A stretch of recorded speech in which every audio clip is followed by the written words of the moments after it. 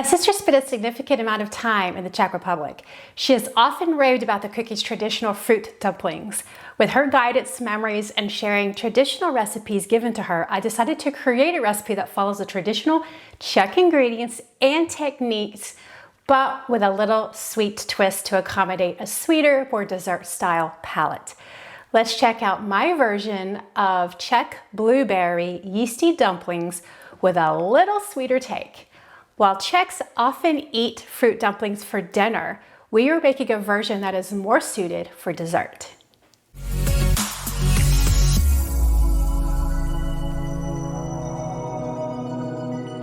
For the ingredients, you'll need yeast, granulated sugar, milk, all-purpose flour, salt, egg, fresh or frozen blueberries, plain Greek yogurt or sour cream, powdered sugar, butter, and your preferred sweet spice like pumpkin pie spice for dusting. Let's begin by making the yeasty dumpling dough. To activate the yeast, in a small bowl, we're going to add 7 grams, which is 2 1/4 teaspoons of active dry yeast. Go ahead and measure out the total amount of granulated sugar that you need, which is 100 grams or ½ cup. From that, we're going to remove 1 tablespoon, which is about 12 grams, add that to the yeast, and then set the remainder aside. Give this a quick stir. Measure out 415 milliliters, which is 1 3/4 cup of milk. Heat it in the microwave for about a minute or so, or on the stove until the temperature is warm between 100 and 110 degrees. You're going to pour about 1/4 cup of that, which is 60 milliliters, you can eyeball this, into your yeast and sugar mixture and give that a stir. And set the mixture aside for about 10 minutes to become bubbly and frothy. In a large mixing bowl, we're going to add 660 grams, which is 5 1/2 cups of all-purpose flour. Add the remaining sugar and 3 grams of salt, which is 1/2 teaspoon. Give it a stir to combine and make a well in the center. We're going to add 1 large egg to the milk. I like to crack mine in a separate bowl just to ensure it's not a bad egg. It doesn't smell and I don't get any shells in the egg. You could give it just a quick beat just to help mix it once you add it to the milk. Then give the egg and milk a stir. Pour the milk and egg mixture into the well of the flour mixture. Check out the yeast. So this is alive. You can tell it's risen, has a nice dome over the top. Look at all of the bubbles that have popped. The holes are the bubbles that popped. That tells us it is nice and fizzy and bubbly and active. If yours does not look remotely close to this, then yours is probably dead and you should start over. So we're also going to add the activated yeast and then stir until the mixture has combined and a dough forms. Go ahead and lightly flour your work surface. And you can see how our dough has come together. We're going to knead just for about a minute or two just to combine all the ingredients and just make sure that this is a smooth ball. Right now it looks pretty rough and raggedy, so let's just make sure that it's all smooth. So this is just only about a 1 to 2 minute little knead just so that the dough comes together. The dough should be tacky but not sticky. So we do not need to develop the gluten here by kneading. So we want to keep this knead just short and sweet just to get everything combined. If you notice that your dough is a little bit too wet, you can add some flour. If it's a little too dry, you can always add some water. I wouldn't go more than 1 tablespoon at a time with either, just so that you don't add too much at once. And that's pretty much it. Notice that we have just smoothed out the ball. We really didn't do much kneading. I don't even think I've kneaded a minute. So you just want to smooth it out. Place the dough ball back into the bowl. Cover your bowl with plastic wrap or a towel just to keep the drafts out. We're going to set the bowl aside in a warm area for about 45 minutes or until the dough has near doubled in size. While the dough is resting, let's go ahead and prepare the blueberry filling. If you're using fresh blueberries, just wash, pat them dry. If you're using frozen blueberries, which is what I'm using now, thaw them in a bowl, which is what I did overnight. There's some juice left there. And I put them in a colander so that the juice could drain out. But if you don't have a colander, just let them thaw in a bowl and then you can just drain the bowl now. We also want to pat them dry. So even though we've let them drain, they're still going to be damp. And we don't want really moisture in our dumplings because it'll make the dough soggy. And so we want to make sure that we sort of dry them as much as we can. Patting dry is okay.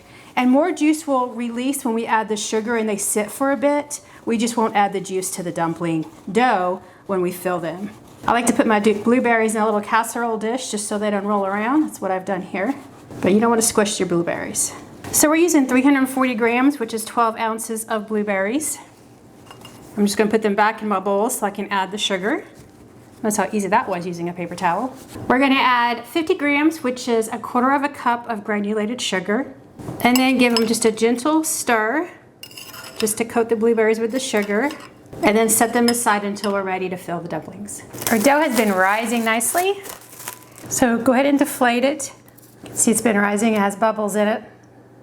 Right there. And then just go ahead and scoop it out onto your work surface. You can flour your work surface. Okay, so you're gonna divide this dough into 18 equal pieces. You could eyeball it, try to do half and half so that you have, in half, you have 9 on this side, 9 on this side, and then divide it based on that. Or if you have a scale, you can weigh, and that's what I'm gonna do is weigh them. I like to have them equal size, and it's just easy for me, and it's easy for me to use a scale. As you divide your dough, place the balls on a separate plate, and then you want to cover them to keep them from drying out. Now, once you have divided all your dough, take one ball, and you're gonna do this for all of them. You're going to roll it into a smooth ball. Just like this. Your work surface needs to be clean, no flour on it. If there's flour on the work surface, it'll just slide around and it won't stick to the surface to shape into that ball. All we're doing is smoothing out the dough. So it's a nice, pretty dough round shape. Okay, and you're just gonna do this for all of them. If you weighed your dough and you have random pieces stuck to it to reach that weight, I just sort of tuck it all in like a purse. So take the bunched up end, place it down so it's on the side of the surface towards the bottom. Use your palm, the side of it, push it down on the side and then start rolling it. And as you roll it, you're pushing the pinched end on the surface while the smooth end is staying up. And then I just rotate it to get it smooth all around. All 18 dough pieces are now in round balls. So we're going to cover them up and keep them covered until we need them. And in the meantime, you're going to remove one at a time. Go ahead and grab your blueberries. You'll notice that there's going to be juice at the bottom, and it's sweet juice because we sweetened the blueberries. It's okay. Just go ahead and stir it a couple of times just to make sure that the blueberries have the sugar around them, the glaze, the sugar glaze. Then just let the liquid gather at the bottom. We're not going to mix it back up. We're just going to let this liquid sit there because we're not going to put the liquid in the dumplings.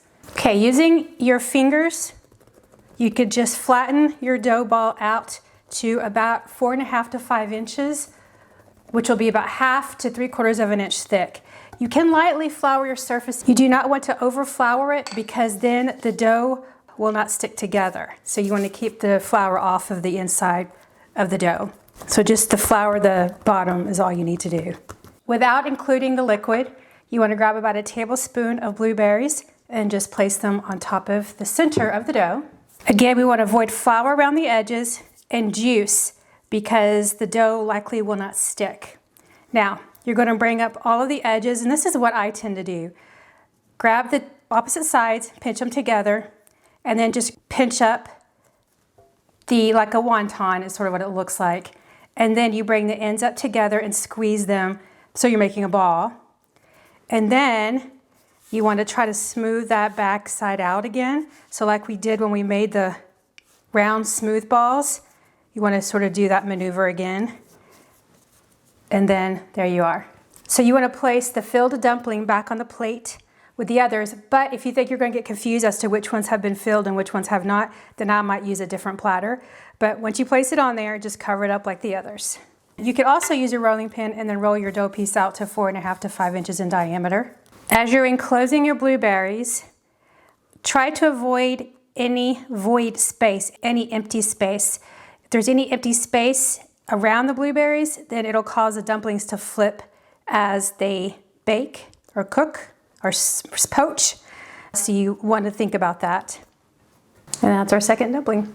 If you find your blueberries are getting a little too juicy, so I just put them in a colander over the bowl, and it makes it a little bit easier to get out the blueberries without taking too much juice with them. And then I'm keeping a little paper towel to the side, so if I get blueberries on my fingers, I can quickly wipe them off, because you want your fingers dry when you pull up the dough.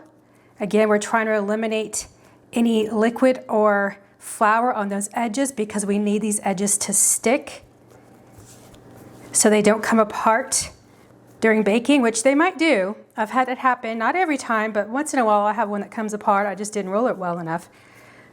All of my dough balls are filled now, so it's time to poach them. I had a few blueberries left over and some juice. You could just eat those, put the juice in maybe some water and drink it, or you could save the blueberries of juice and just pour it over the finished dumplings. We're going to poach the dumplings in boiling water to reach that soft, fluffy breadcrumb. Once all dough pieces are stuffed, add 2 inches of water to a large stock pot. You could also use a skillet, but I find a stock pot works great because these dumplings will almost triple in size as they cook. Set your burner over high heat and then bring the water to a full boil. Once boiling, reduce the heat to low-medium and gently place the stuffed dough balls in the water, and I'm using a slotted spoon to prevent any of the water from splashing back. You do not want to overcrowd your pan. In a pan like this, I'm only going to put 5 because the dumplings will double, almost triple in size. Cover the pot with a lid, and you're going to poach the dough balls for 10 minutes without flipping them. The heat should stay low enough to just under a boil. 10 minutes are up. Notice how much they have bloomed and grown since they've been cooking. So now we're going to remove them from the stock pot. So use a slotted spoon, lift them up individually, place them on a cooling rack sitting over a baking sheet. And I do this because the bottoms are wet and we don't want them to sit on a solid flat surface. So just drain them and then put them on the cooling rack. And then you just go ahead and add your next set of 5. For the dumplings that are cooling, I just take a toothpick, just put a couple of holes in the tops just to allow steam to escape. Let's check out these dumplings. So notice this is why we put them on the tray, so that they could dry and not be so wet on the bottoms. Of course, the tray gives a little bit of marking on the bottoms, but you're gonna have that on the bottom of your plate anyway, so it doesn't really matter. No one's gonna see it. So let's go ahead and make the topping. So this is the yogurt topping. So in a small bowl, you're gonna add 255 grams, which is 1 cup of plain Greek yogurt.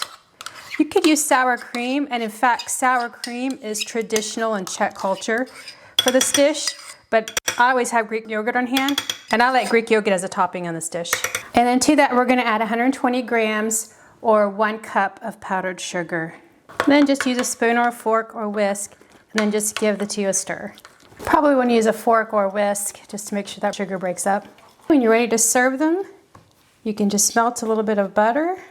You can do this on all of them at the same time or just when you serve them, just so you've got a nice little fresh goo going on top there. Let's go ahead and add a dollop of yogurt sauce, maybe 2. And then we're going to add just a dusting of pumpkin pie spice. You could use apple pie spice, gingerbread spice. It's whatever you like. You could even just use cinnamon or nothing at all. So check that out. Okay, let's cut into this and see what we have. Look at that. You can see all the bread at the top. The blueberries are mainly on one side, but you've got a nice line of blueberries there. But look how nice that bread is. Nice and soft crumb. It looks like a standard yeast roll. And then the blueberries, there's not too much liquid in there, so our bottoms cooked. They didn't become too moist and dense. The colors are very nice. The blue contrasted with the white of the bread. And then you've got the cream on top, so you've got a nice surprise when they're in the inside when you think it's just a roll. Let's cut into another one and see if we can find that pretty pocket. There you are. So with the pocket, you can see that the blueberries are hanging out. They're a little bit on one side than the other, but you're going to get a blueberry in almost every bite. So each of these will have sort of a different pocket look, depending on the direction that you cut it. Like look at this one, the blueberries hung out on the edge. Here they're in the center. On another one, they're on the bottom.